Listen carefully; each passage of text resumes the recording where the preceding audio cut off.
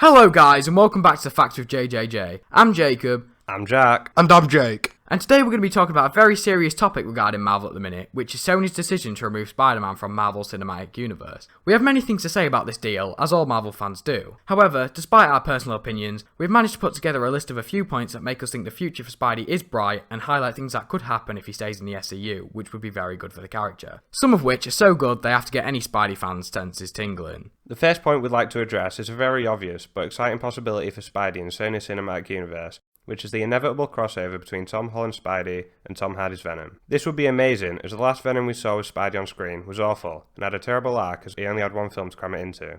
Sony's new Venom already has his own movie to establish his origin and character, which almost instantly made him a fan favourite and offered a glimmer of hope for the MCU, without people such as the Russos or James Gunn. To see both Toms face off or even team up would be a great experience and is certainly something I'd pay to see.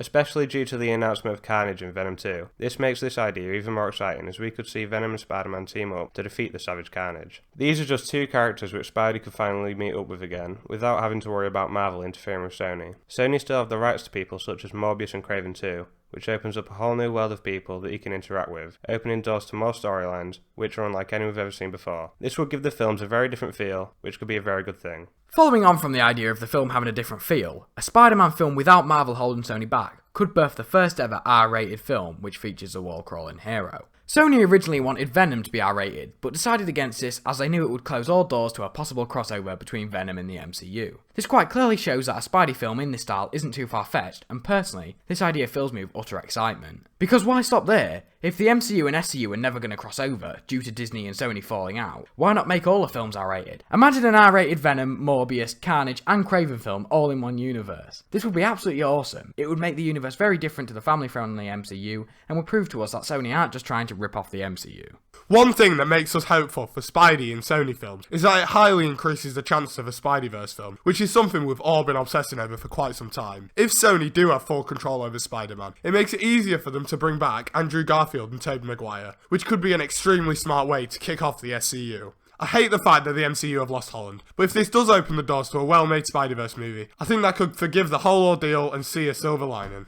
With people such as Iron Man, Hulk and Cap unable to appear in Spidey's new movies, there's going to be a huge void to fill if Spidey's the only hero existing in the universe. One thing I really appreciate in MCU films is that you come across a lot of other hero merch in the background, such as the robbers in Homecoming wearing Avengers masks, and kids in other films wearing Iron Man merch, for two examples. If Spidey is the only hero, we'll have to go back to only having Spidey merch in the background, like in Sam Raimi's films. In my opinion, this really doesn't have the same effect, and makes me think it'll be hard to pull off this universe with only one main hero. This makes me think that Sony could bring in a few heroes that we've never seen on the screen before, which would be extremely cool to see. Another thing they could do, which I'd respect them for, is come up with brand new characters to put in these films. This would really spice up the films, and could make for some interesting Spidey storylines. So thank you guys for watching this video, and we hope you did enjoy. If you did, you can always like and subscribe, which we'd really appreciate as it really helps out the channel, and you can turn on notifications too, so you know when we upload a new video. We have many videos planned for the future, so you should definitely stick around for those, including more Spidey videos, Fantastic Four videos, and many more. So thank you guys for watching this video, and we hope to see you again on The Facts with JJJ.